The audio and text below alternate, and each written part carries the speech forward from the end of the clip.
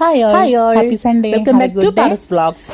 ഇന്ന് ഞാൻ കാണിക്കാൻ പോകുന്നത് ഞാനിവിടെ ഉണ്ടാക്കുന്ന കറിയല്ല കേട്ടോ. ഇത് എൻ്റെ ഹസ്ബൻഡ്, എൻ്റെ ഇച്ചായൻ അവിടെ വീട്ടിലുണ്ടാക്കുന്ന കറിയാണ് ഞാനിന്ന് കാണിക്കാൻ പോകുന്നത്.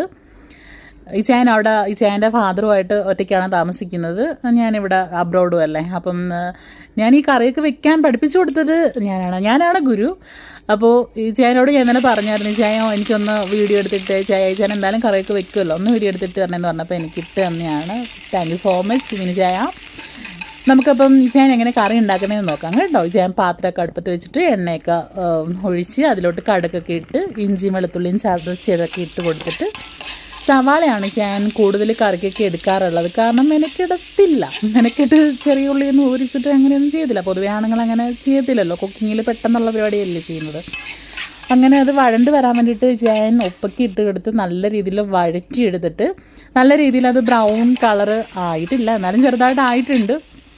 ഇതൊക്കെ ഈ ടിപ്പൊക്കെ ഞാൻ പറഞ്ഞു കൊടുത്തിട്ടുള്ളത് കേട്ടോ. ഞാൻ പറഞ്ഞു കൊടുത്തിട്ടുള്ള രീതിയിലെല്ലാം ഞാൻ നല്ല രീതിയിൽ ചെയ്യുന്നുണ്ട്. സോ എന്നെക്കാളും നല്ല രീതിയിൽ കുക്കിംഗ് ചെയ്യാറുണ്ട്, നല്ല ടേസ്റ്റുമാണ്. അതിലോട്ട് കഴിച്ചാൻ തക്കാളിയും പച്ചമുളകൊക്കെ അരിഞ്ഞതൊക്കെ ഇട്ട് കൊടുത്തിട്ട് ഞാൻ നേരത്തെ തന്നെ ചിക്കൻ മസാലയൊക്കെ പുരട്ടി ഫ്രിഡ്ജിൽ വെച്ചിട്ടുണ്ടായിരുന്നു. ഇത് ഇന്നലെ വെച്ചതൊക്കെയാണ്. ഇതും ഞാൻ പറഞ്ഞു കൊടുത്തിട്ടുള്ളതാണ്. ഐഡിയയൊക്കെ ടിപ്പൊക്കെ തന്നെയാണ്. പക്ഷേ ഈ ചായൻ വെക്കുന്നത് എനിക്കിപ്പോൾ ഭയങ്കര ഇഷ്ടം. നാട്ടിൽ പോയ സമയത്തൊക്കെ പലപ്പോഴും ഈ ചായ ചായൻ കറി വയ്ക്കുന്നത് ഞാൻ വയ്ക്കുന്നില്ല, ഈ ചായൻ വെച്ചതെന്നൊക്കെ പറഞ്ഞിട്ട് മടിയുമാണ്. നാട്ടിൽ പോയി കഴിയുമ്പോൾ പിന്നെ ഈ ചായനെ കൊണ്ട് പലപ്പോഴും ഞാൻ കറിയൊക്കെ വെച്ചിട്ട് ഞാൻ സുഖമായിട്ടിരുന്ന് ചായൻ കൊണ്ട് തന്നെ ഞാൻ തിന്നിട്ടൊക്കെ ഉണ്ട്.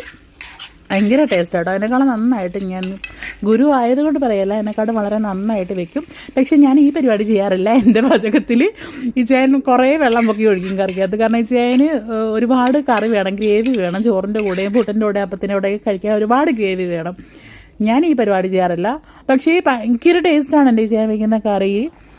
വീഡിയോ എടുത്ത് ഇട്ട് തരാൻ പറഞ്ഞപ്പോൾ ഇട്ട് തന്ന എൻ്റെ ചാനൽ ഒരുപാട് നന്ദിയുണ്ട്. ഈ ചാൻ വെച്ച് ഈ കറിയൊക്കെ ഭയങ്കര ടേസ്റ്റാണെന്ന് എനിക്കറിയാം, കാണുമ്പോൾ തന്നെ അറിയാം ഭയങ്കര ടേസ്റ്റാണെന്ന്.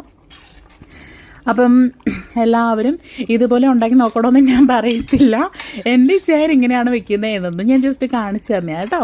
അപ്പം വീഡിയോ ഇഷ്ടപ്പെട്ട് കഴിഞ്ഞാൽ എല്ലാവരും ഒന്ന് സബ്സ്ക്രൈബ് ചെയ്യണം, ലൈക്ക് ചെയ്യണം, ഷെയർ ചെയ്യണം എന്ന് ഞാൻ പറയുന്നില്ല. Okay, by.